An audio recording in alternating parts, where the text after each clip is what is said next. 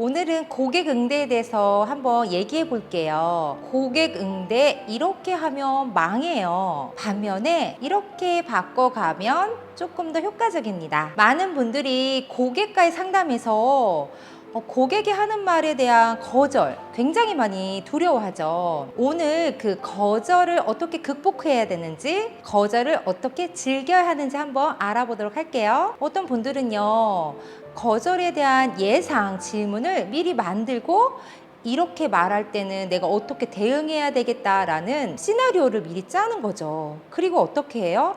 그냥 말로써 막 설득만 하려고 한다라는 거죠. 하지만 우리는 아마 잘 알고 있을 거예요. 그게 절대 쉽지만은 않다라는 것을요. 그렇다면 거절이 나오기 전에 미리 예방할 수 있는 방법 있을까요? 네, 있습니다. 마음을 잘 알면 확률은 훨씬 더 높일 수 있죠. 이 방법은 정말 다양한 곳에서, 다양한 업종에서 정말 많이 활용되고 있는 아주 간단한 방법, 제가 오늘 소개해 드리도록 하겠습니다. 네, 첫 번째로는요, 이미 구매했다라는 전제 하에 이야기를 하는 겁니다. 만약에 여기가 떡볶이 가게라고 볼게요. 보통 떡볶이를 시키잖아요. 그런데 추가로 뭐 사리를 이렇게 주문받기 위한 그런 곳이라고 볼게요. 그러면 주인 사장님은 고객에게, 손님에게 사리로 우동 사리를 드릴까요? 라면 사리로 드릴까요? 라고 이미 떡볶이를 구매한다라는 전제하에 이렇게 얘기를 하는 거죠. 이미 결정을 했다라고 생각을 하고 주문을 한 방법입니다.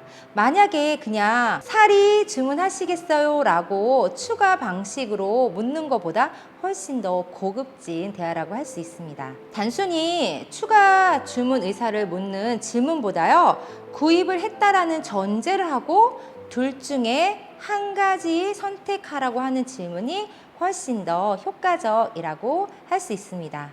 이런 상황은요, 다양한 곳에서 활용되는 것을 너무나도 잘 알고 있을 겁니다. 자, 고객이 구입 의사를 이렇게 꼭 밝히지는 않았지만 마치 구입 의사를 했다라고 내가 먼저 생각을 하고요. 그 다음에 결정을 묻는 방법이라고 할 수 있어요. 즉, 상황을 조금 더 좋은 방향으로 만든 대화법입니다. 두 번째, 예를 들어 옷가게 예시를 한번 들어볼게요. 예를 들어 옷가게에 아주 뛰어난 점원이 있다고 볼게요. 이 점원은요, 고객의 입에서 이 옷이 마음에 들어요, 이거 살게요 라는 말이 나올 때까지 절대 기다리지 않아요. 자, 잠재의식을 아주 잘 아는 방법이라고 생각할 수 있는데요. 심리적으로 조금 생각해 볼게요. 마음에 들었던 그런 옷을 골라서 입고 나오죠. 그랬을 때 우리는 보통 거울 앞에서 이렇게 막 돌아본단 말이에요. 이렇게 나의 모습을 감상하고 있을 때, 그럴 때 살짝 그 고객에게 가서 손님, 지금 이 옷이 소매가 좀 긴 것 같은데 요만큼 좀 접어서 하면 훨씬 더 잘 어울리겠는데요. 요만큼 좀 저희가 수선해 드릴까요? 요만큼 좀 손봐 드릴까요? 라고 하면서 실제로 옷핀을 이렇게 꽂아 주는 거죠. 그러면서 이 정도 수선해 드릴게요 라고 하는 겁니다.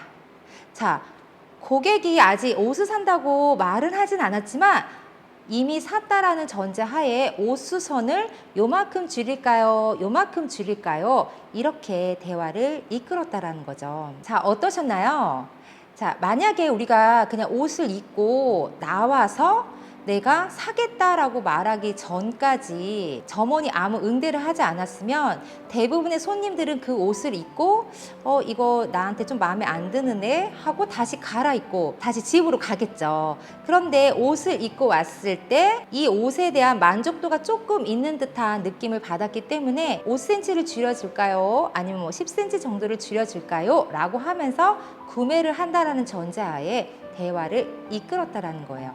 그럼 이렇게 옷을 입어본 손님 입장에서 그 옷을 안 살 수가 없죠. 아마 이런 경험들 다 있을 거예요. 자, 이 영상을 보시는 분들 제가 조금 전에 말씀드린 거는 바로 어떠한 대화 패턴이냐면요. 두 가지, 두 가지 양자택일에 대해서 제가 말씀드린 겁니다. 이렇게 구입을 했다라는 전제를 두고 정해진 틀을 미리 만들어서요, 대화를 하는 건 아마 주변에서 많이 경험해 봤을 것 같아요.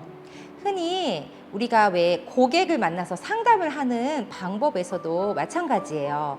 그냥 고객을 바로 만나는 게 아니라 뭐 예를 들면 두 가지 중에 수요일 오후 2시가 좋으세요? 수요일 오후 5시가 좋으세요? 라고 묻는 그 방법만으로도 훨씬 더 약속을 잡을 확률이 높아진다라고 기억하시면 좋을 것 같습니다. 네, 오늘 영상에서 배운 두 가지 양자택일 대화법, 우리 이 영상을 보고 계신 분들도 고객과의 만남에서 잘 활용하셔서 조금 더 효과적인 결과 얻기를 바랄게요. 그럼 감사합니다.